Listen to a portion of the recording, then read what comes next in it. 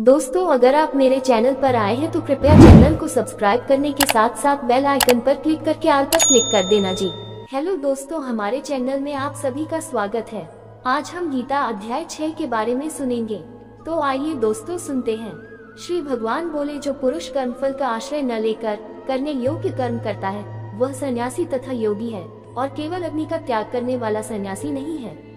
तथा केवल क्रियाओं का त्याग करने वाला योगी नहीं है। हे अर्जुन, जिसको संन्यास गीता अध्याय 3 श्लोक 3 की टिप्पणी में इसका खुलासा अर्थ लिखा है, ऐसा कहते हैं, उसी को तू योग गीता अध्याय 3 श्लोक 3 की टिप्पणी में इसका खुलासा अर्थ लिखा है। जान, क्योंकि संकल्पों का त्याग न करने वाला कोई भी पुरुष योगी नहीं होता।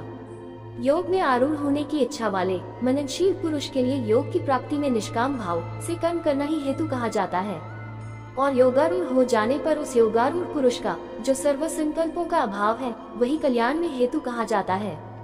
जिस काल में न तो इंद्रियों के भोगों में और न कर्मों में ही आसक्त होता है, उस काल में सर्व संकल्पों का त्यागी पुरुष योगारूढ़ कहा जाता है। अपने द्वारा अपना संसार समुद्र से उद्धार करे और अपने को अधोगति में न डाले, क्योंकि यह मनुष्य आप ही तो अपना मित्र है और आप ही अपना शत्रु है। जिस जीवात्मा द्वारा मन और इंद्रियों सहित शरीर जीता हुआ है, उस जीवात्मा का तो वह आप ही मित्र है, और जिसके द्वारा मन तथा इंद्रियों सहित शरीर नहीं जीता गया है, उसके लिए वह आप ही शत्रु के सदृश शत्रुता में बरतता है।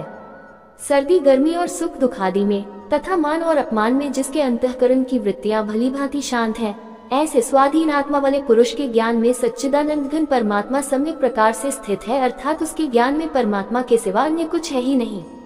जिसका अंतःकरण ज्ञान विज्ञान से तृप्त है, जिसकी स्थिति विकाररहित है, जिसकी इंद्रियां भली भांति जीती हुई हैं, और जिसके लिए मिट्टी पत्थर और सुवर्ण समान है, वही योगी युक्त अर्थात भगवत प्राप्त है, ऐसे कहा जाता है। सुहृद, स्वार्थ रहित, सबका हित करने वाला, मित्र, वैरी, उदासीन, पक्षपात रहित, मध्यस्थ, दोनों ओर की भलाई चाहने वाला, द्वेष्य और बंधु गुणों में, धर्मात्माओं में और पापियों में भी समान भाव रखने वाला अत्यंत श्रेष्ठ है। मन और इंद्रियों सहित शरीर को वश में रखने वाला, आशारहित और संग्रहरहित योगी अकेला ही एकांत स्थान में स्थित होकर आत्मा को निरंतर परमात्मा में लगाए। शुद्ध भूमि में, जिसके ऊपर क्रमशः कुशा, मृगछाला और वस्त्र बिछे हैं, जो न बहुत ऊंचा है और न बहुत नीचा, ऐसे अपने आसन को स्थिर स्थापन करके उस आसन पर बैठकर चित्त और इंद्रियों की क्रियाओं को वश में रखते हुए मन को एकाग्र करके अंतःकरण की शुद्धि के लिए योग का अभ्यास करे। काया, सिर और गले को समान एवं अचल धारण करके और स्थिर होकर अपनी नासिका के अग्रभाग पर दृष्टि जमाकर अन्य दिशाओं को न देखता हुआ ब्रह्मचारी के व्रत में स्थित, भयरहित तथा भली भांति शांत अंतःकरण वाला सावधान योगी मन को रोककर मुझ में चित्त वाला और मेरे परायण होकर स्थित होए। वश में किए हुए मन वाला योगी इस प्रकार आत्मा को निरंतर मुझ परमेश्वर के स्वरूप में लगाता हुआ मुझ में रहने वाली परमानंद की पराकाष्ठा रूप शांति को प्राप्त होता है। हे अर्जुन, ये योग न तो बहुत खाने वाले का, न बिल्कुल न खाने वाले का, न बहुत शयन करने के स्वभाव वाले का और न सदा जागने वाले का ही सिद्ध होता है। दुखों का नाश करने वाला योग तो यथायोग्य आहार विहार करने वाले का, कर्मों में यथायोग्य चेष्टा करने वाले का और यथायोग्य सोने तथा जागने वाले का ही सिद्ध होता है। अत्यंत वश में किया हुआ चित्त जिस काल में परमात्मा में ही भली भांति स्थित हो जाता है, उस काल में संपूर्ण भोगों से स्पृहा रहित पुरुष योग युक्त है, ऐसा कहा जाता है। जिस प्रकार वायु रहित स्थान में स्थित दीपक चलायमान नहीं होता, वैसी ही उपमा परमात्मा के ध्यान में लगे हुए योगी के जीते हुए चित्त की कही गई है। योग के अभ्यास से निरुद्ध चित्त जिस अवस्था में उपराम हो जाता है और जिस अवस्था में परमात्मा के ध्यान से शुद्ध हुई सूक्ष्म बुद्धि द्वारा परमात्मा को साक्षात करता हुआ सच्चिदानंद घन परमात्मा में ही संतुष्ट रहता है, इंद्रियों से अतीत केवल शुद्ध हुई सूक्ष्म बुद्धि द्वारा ग्रहण करने योग्य जो अनंत आनंद है, उसको जिस अवस्था में अनुभव करता है और जिस अवस्था में स्थित ये योगी परमात्मा के स्वरूप से विचलित होता ही नहीं, परमात्मा की प्राप्ति रूप जिस लाभ को प्राप्त होकर उसे अधिक दूसरा कुछ भी लाभ नहीं मानता, और परमात्मा प्राप्ति रूप जिस अवस्था में स्थित योगी बड़े भारी दुख से भी चलायमान नहीं होता, जो दुख रूप संसार के संयोग से रहित है तथा जिसका नाम योग है, उसको जानना चाहिए। वह योग न उकताए हुए अर्थात धैर्य और उत्साह युक्त चित्त से निश्चय पूर्वक करना कर्तव्य है। संकल्प से उत्पन्न होने वाली संपूर्ण कामनाओं को निश्चित रूप से त्याग कर और मन द्वारा इंद्रियों के समुदाय को सभी ओर से भली भांति रोककर क्रम क्रम से अभ्यास करता हुआ उपरति को प्राप्त हो तथा धैर्य युक्त बुद्धि द्वारा मन को परमात्मा में स्थित करके परमात्मा के सिवा और कुछ भी चिंतन न करे। ये स्थिर न रहने वाला और चंचल मन जिस जिस शब्दादि विषय के निमित्त से संसार में विचरता है, उस विषय से रोककर यानी हटाकर इसे बार बार परमात्मा में ही निरुद्ध करे। क्योंकि जिसका मन भली प्रकार शांत है, जो पाप से रहित है और जिसका रजोगुण शांत हो गया है, ऐसे इस सच्चिदानंद घन ब्रह्म के साथ एक ही भाव हुए योगी को उत्तम आनंद प्राप्त होता है। वह पापरहित योगी इस प्रकार निरंतर आत्मा को परमात्मा में लगाता हुआ सुखपूर्वक परब्रह्म परमात्मा की प्राप्ति रूप अनंत आनंद का अनुभव करता है।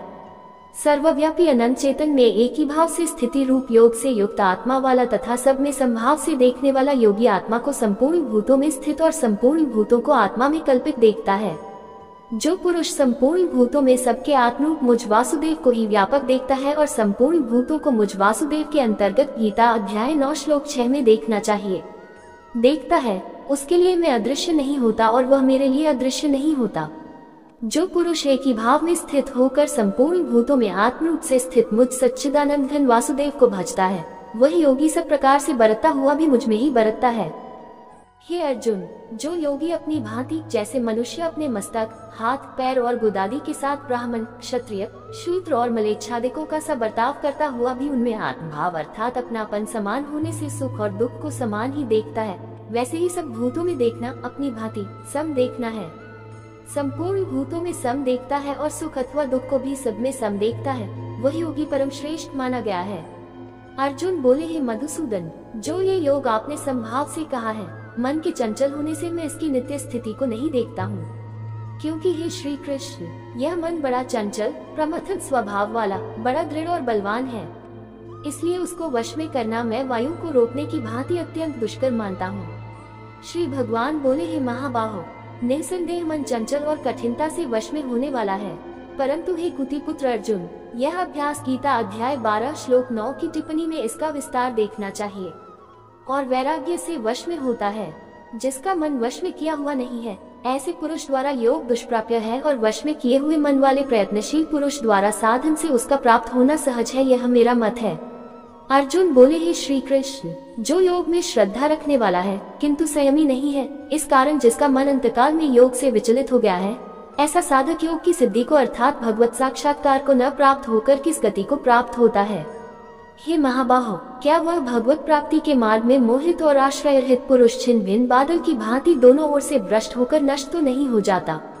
हे श्री कृष्ण, मेरे इस संशय को संपूर्ण रूप से छेदन करने के लिए आप ही योग्य हैं, क्योंकि आपके सिवा दूसरा इस संशय का छेदन करने वाला मिलना संभव नहीं है। श्री भगवान बोले, हे पार्थ, उस पुरुष का न तो इस लोक में नाश होता है और न परलोक में ही, क्योंकि हे प्यारे, आत्मोद्धार के लिए अर्थात भगवत प्राप्ति के लिए कर्म करने वाला कोई भी मनुष्य दुर्गति को प्राप्त नहीं होता। योग भ्रष्ट पुरुष पुण्यवानों के लोकों को अर्थात स्वर्ग आदि उत्तम लोकों को प्राप्त होकर उनमें बहुत वर्षों तक निवास करके फिर शुद्ध आचरण वाले श्रीमान पुरुषों के घर में जन्म लेता है। अथवा वैराग्यवान पुरुष उन लोकों में न जाकर ज्ञानवान योगियों के ही कुल में जन्म लेता है, परंतु इस प्रकार का जो ये जन्म है सो संसार में निसंदेह अत्यंत दुर्लभ है। वहाँ उस पहले शरीर में संग्रह किए हुए बुद्धि संयोग को अर्थात संबुद्धि रूप योग के संस्कारों को अनायास ही प्राप्त हो जाता है और हे कुरुनंदन, उसके प्रभाव से वह फिर परमात्मा की प्राप्ति रूप सिद्धि के लिए पहले से भी बढ़कर प्रयत्न करता है। वहाँ उस पहले शरीर में संग्रह किए हुए बुद्धि संयोग को अर्थात संबुद्धि रूप योग के संस्कारों को अनायास ही प्राप्त हो जाता है और हे कुरुनंदन, उसके प्रभाव से वह फिर परमात्मा की प्राप्ति रूप सिद्धि के लिए पहले से भी बढ़कर प्रयत्न करता है।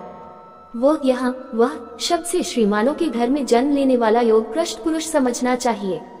श्रीमानों के घर में जन्म लेने वाला योग भ्रष्ट पराधीन हुआ भी उस पहले के अभ्यास से ही निसंदेह भगवान की ओर आकर्षित किया जाता है तथा संबुद्धि रूप योग का जिज्ञासु भी वेद में कहे हुए सकौम कर्मों के फल को उल्लंघन कर जाता है।